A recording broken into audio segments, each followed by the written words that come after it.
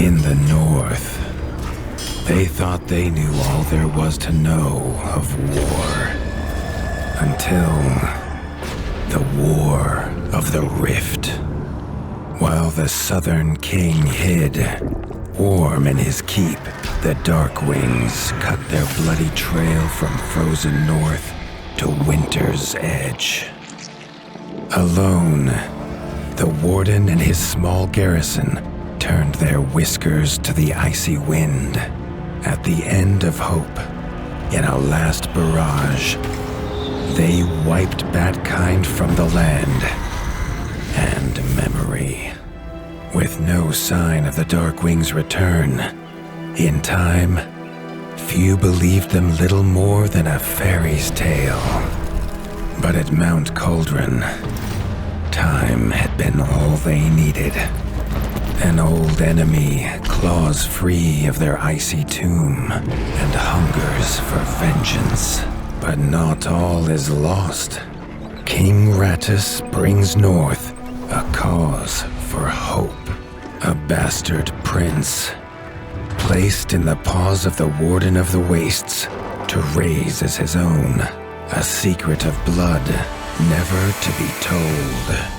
Now, fate calls for a hero in a murderous screech, and one young rat will answer.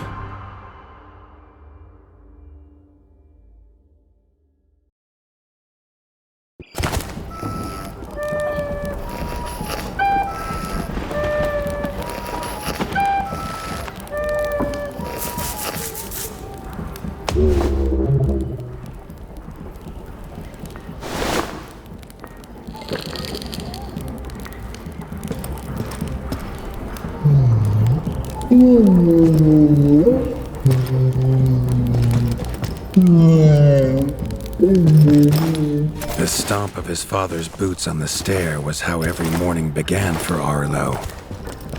The booming shout to ready himself was louder still, but such was Lord Avor's zeal at a new day. Dawn was breaking over winter's edge, and Arlo was yet to miss one.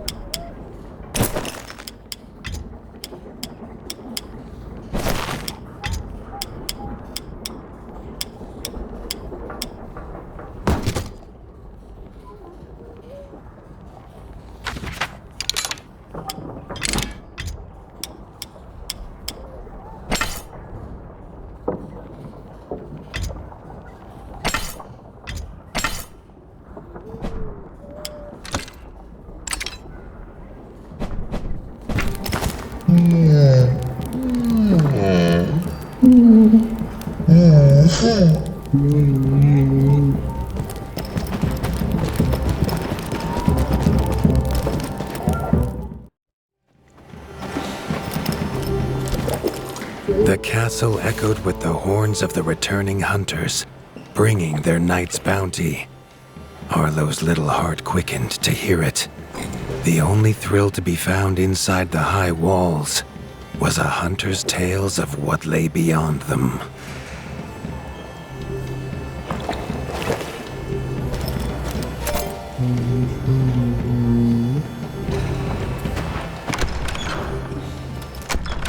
Arlo tells himself it's a good life here in Winter's Edge. The bustling of contented rat folk, the crisp mountain air, and without the endless scourge of frogs the southerners suffer. Why should he want for more?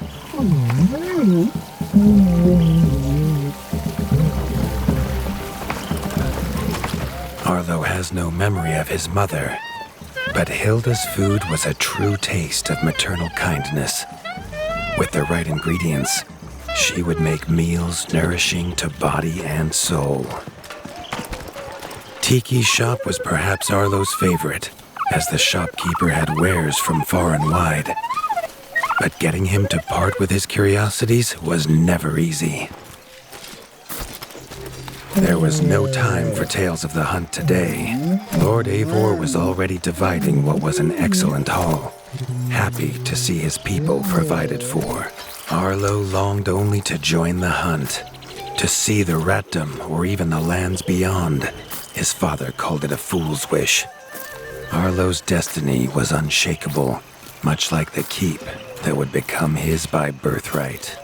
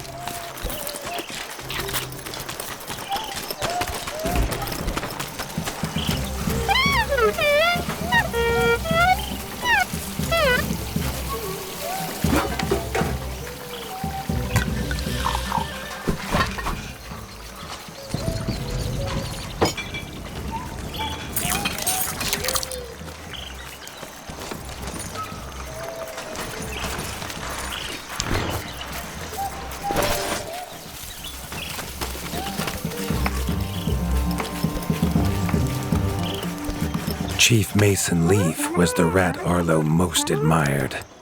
As younger brother to Lord Eivor, his carefree uncle never faced the burden of being Warden of the Wastes. With walls this strong, his duties were light, leaving him plenty of time for his nephew.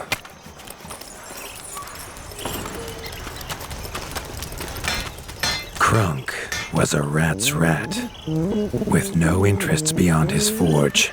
If you have the parts, this Mastercraft's rat can make armor and weapons that would see off a sky scorcher bite, or so he claims. Arlo wondered how well they'd do against something that wasn't a myth.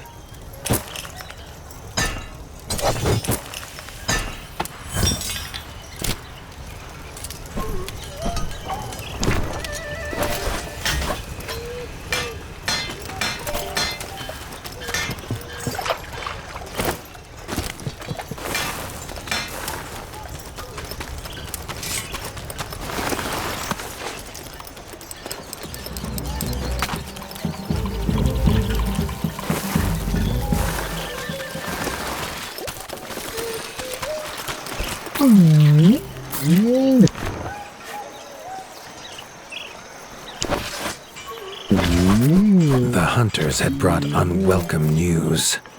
A family of the reviled creatures ratfolk called backstabbers had moved into the wastes. Eivor told his son to fetch his weapons.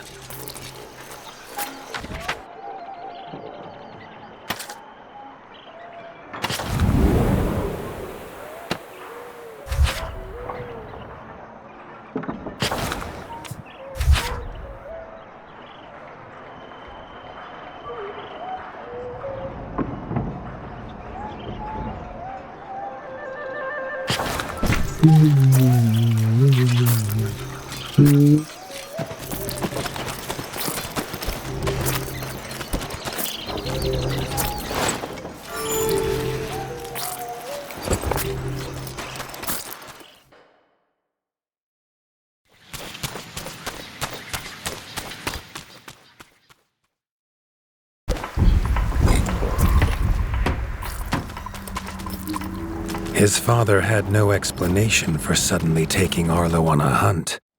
It even gave the hunters pause. Arlo had been taught to fight, and better than most. But rarely had he been tested. He was determined to prove himself. The rugged terrain of the outskirts could have taken all day to traverse, but Arlo's trusty grappling hook allowed him to swing between its many crevices.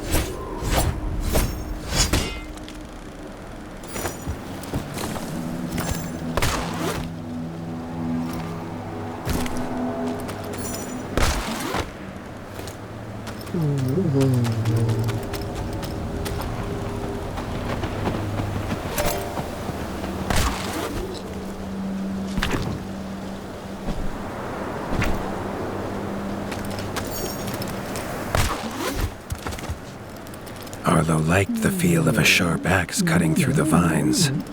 The wilds were part of his home, and nothing in them would frighten him. The famous frostberry bushes of the wastes were in full fruit already. Their juice made a healthy tonic, though Lord Eivor preferred them fermented.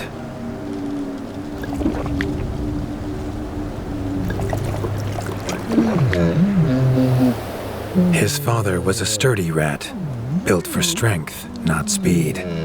So Arlo found it curious that he challenge him to a race. The prospect of the hunt had filled Lord Eivor with a vigor that his son had not seen in years, or at least since breakfast.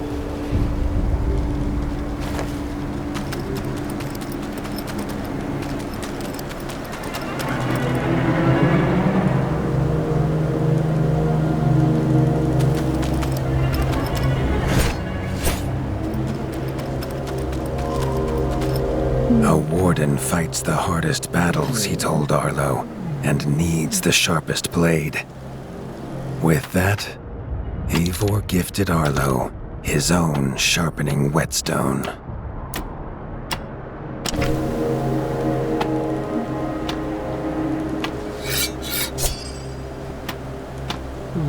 Whether these beasts were named for their spines or for some past unforgivable deed, no rat knew.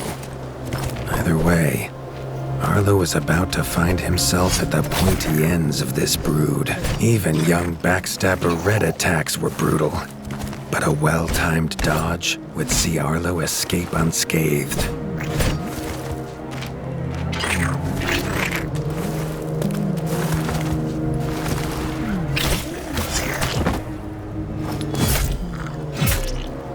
This backstabber lived up to its name with its deadly white attack, but Arlo's shield could block the deadly spikes.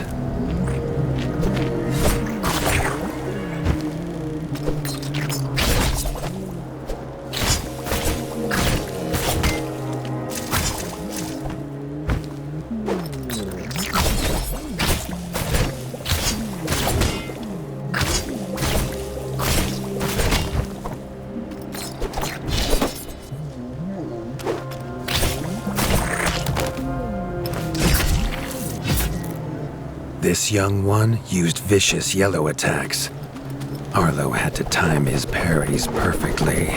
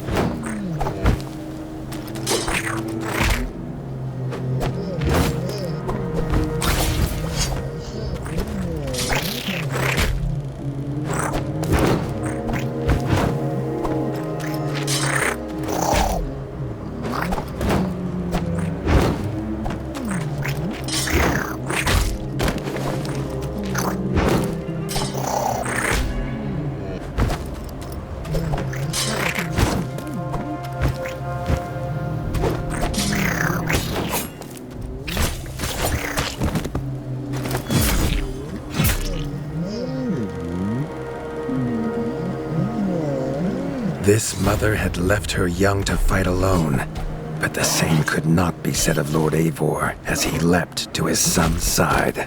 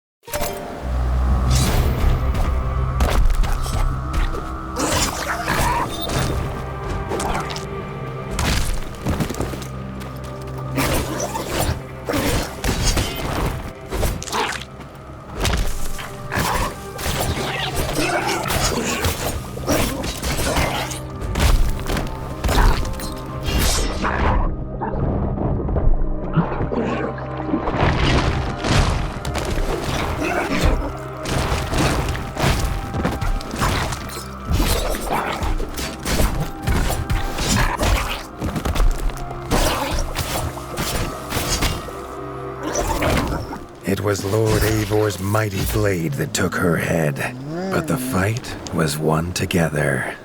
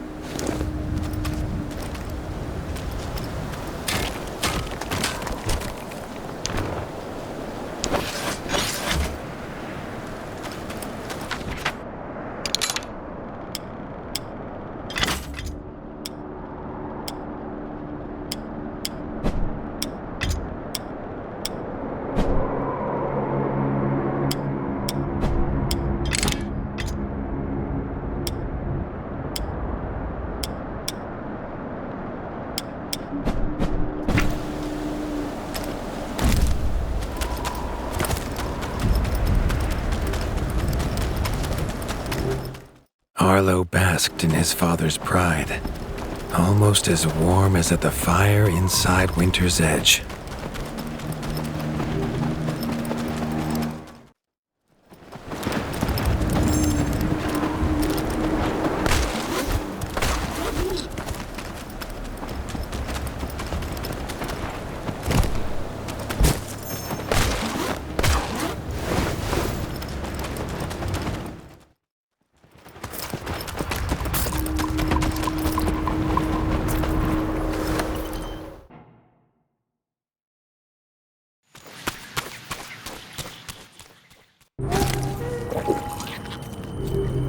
Triumphant and keen to tell the tale of his son's victories, Lord Eivor set to a night of drinking with the elders.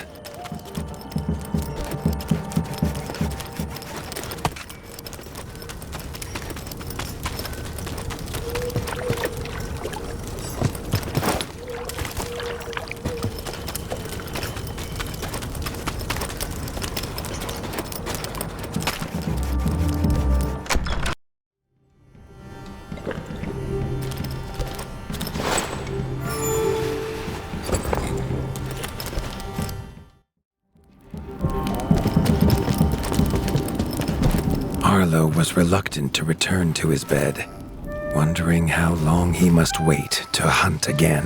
The booming footsteps that woke him this time were nothing like those of his father.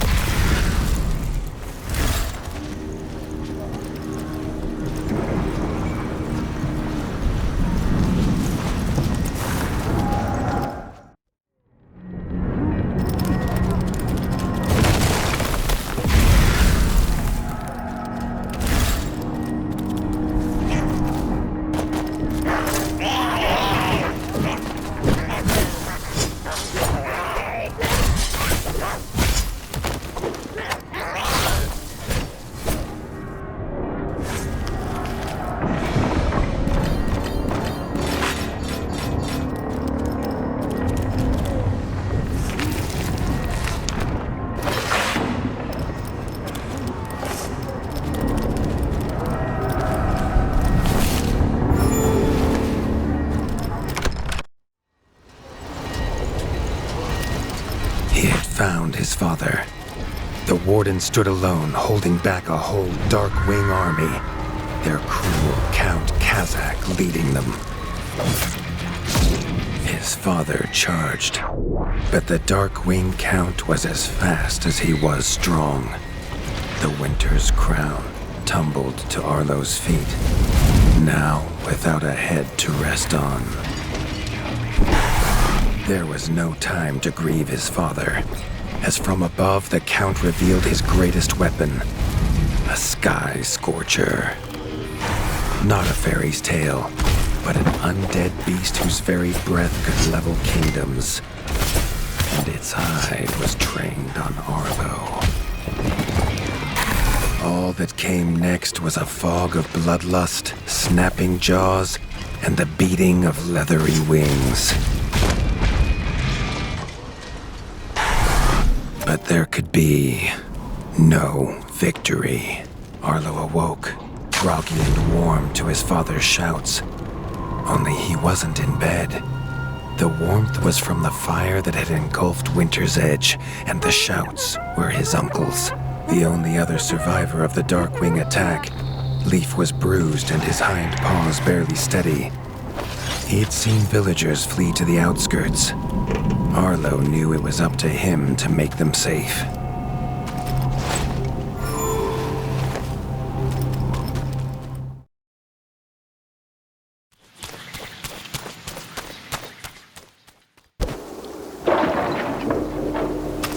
He'd know these anywhere.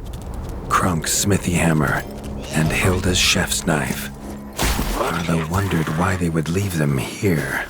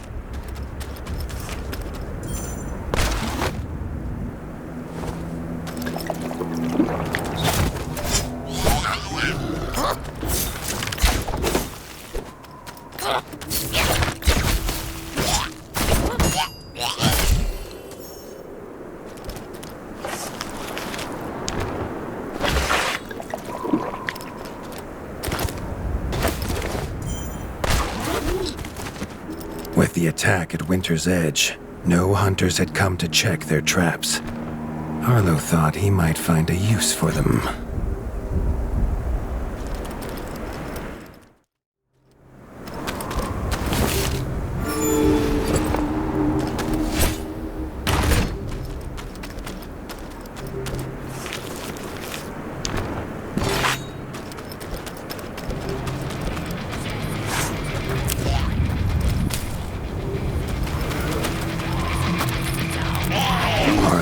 Found the reason his friends had fled. The taunting shrieks revealed that this was Baron Frostovic, son of the Darkwing who took his father, and therefore a perfect target for his revenge.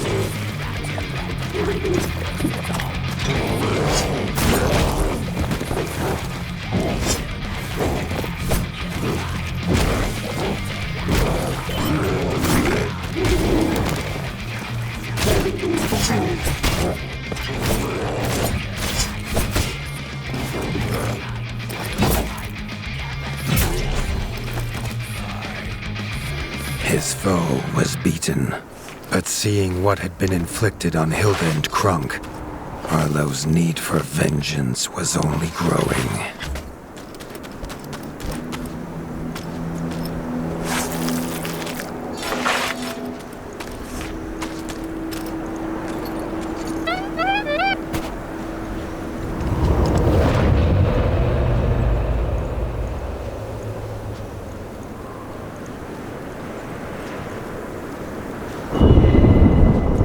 Suddenly wished to be within the walls of Winter's Edge, to hear the boot and boom of his father at dawn, a sound he realized he'd never hear again. He needed to return to whatever was left and make his plan.